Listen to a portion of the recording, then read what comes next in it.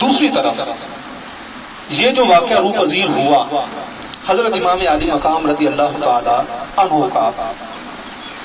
آپ نے شہادت کا رتبہ حاصل کیا اور اللہ رب العزت نے فرمایا کہ شہادت انعام خدا بندی ہے،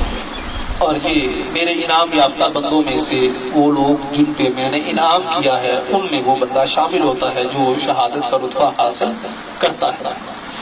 ایک طرف انعام ہے اللہ رب العزت کی ذات کی طرف سے، اور وہ انعام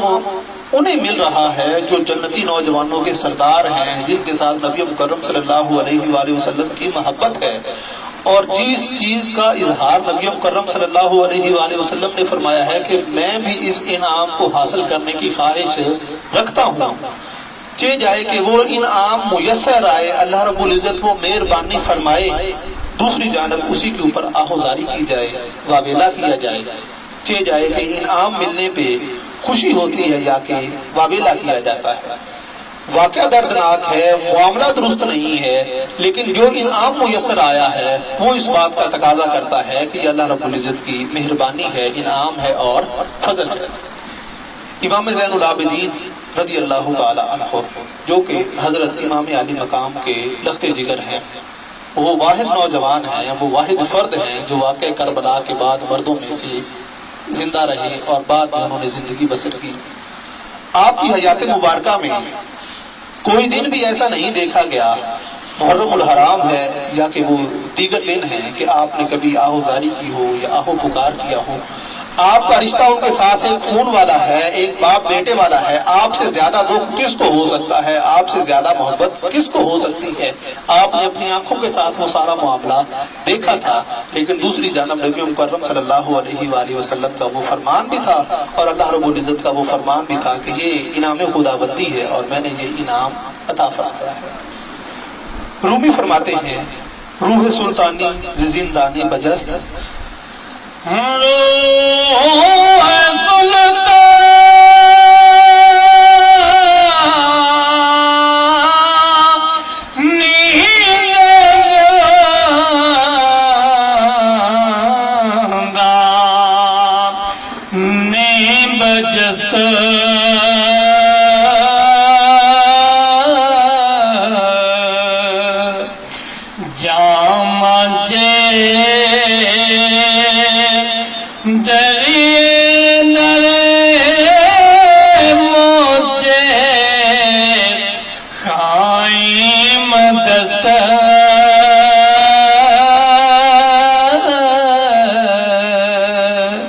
فرماتے ہیں روح سلطانی سے زندانی بجست،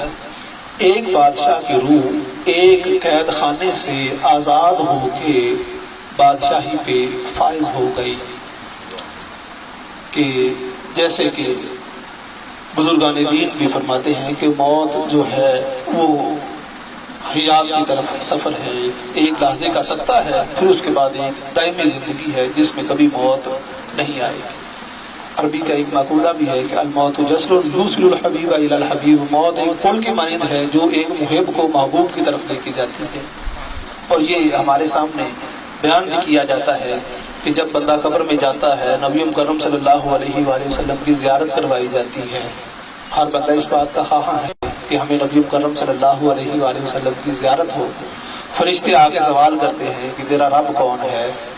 تیرا دین کیا ہے، تو یہ جو شخصیت ہیں ان کے بارے میں تیرا کیا گمان ہے، کیا کہتا ہے۔ سارے کی ساری باتیں بڑی اچھی ہیں، پھر ڈر کیسا ہے۔ دوسری جانب روح سلطانی سے زندانی بجست، کہ وہ شخصیت ہیں کہ جو دنیا میں بھی بادشاہ ہیں، امام عالی مقام، اور وہ جنت کے بھی بادشاہ ہیں، اور نبی مکرم صلی اللہ علیہ وآلہ وسلم نے فرمایا ہے کہ حسین جنتی نوجوانوں کے سردار ہیں۔ آپ فرماتے ہیں کہ یہ زندگی کے اندر جو جسم والا ایک پنجرا ہے، اس سے آزاد ہو کے وہ اپنی بادشاہی کے اوپر فائز ہو گئے ہیں۔ آگے آپ فرماتے ہیں جامچے درے مچے خائم دست، جب بادشاہ کو بادشاہی میسر آتی ہے وہ اپنی بادشاہی پہ فائز ہو جاتا ہے، اور نبی مکرم صلی اللہ علیہ وآلہ وسلم نے فرمایا ہے کہ وہ جنتی نوجوانوں کے سردار ہیں۔ تو پھر یہ جب سرداری میسر آئی تو پھر اس کے اوپر ہم گریبان کیوں پھاڑے، سینے پہ ہاتھ کیوں مارے؟ کیا وجہ ہے؟ کیا یہ بات غلط ہو گئی ہے؟ معاملہ جو ہے وہ تو دردناک ہے، لیکن اس دردناک معاملے کے بعد جو نعمت میسر آئی ہے، جو اللہ رب العزت کا انعام میسر آیا ہے، وہ اس معاملے سے بھی زیادہ بڑا ہے، جس کے اوپر گریبان پھاڑنا، سینہ کو بھی کرنا، یہ کسی صورت بھی جائز نہیں ہے۔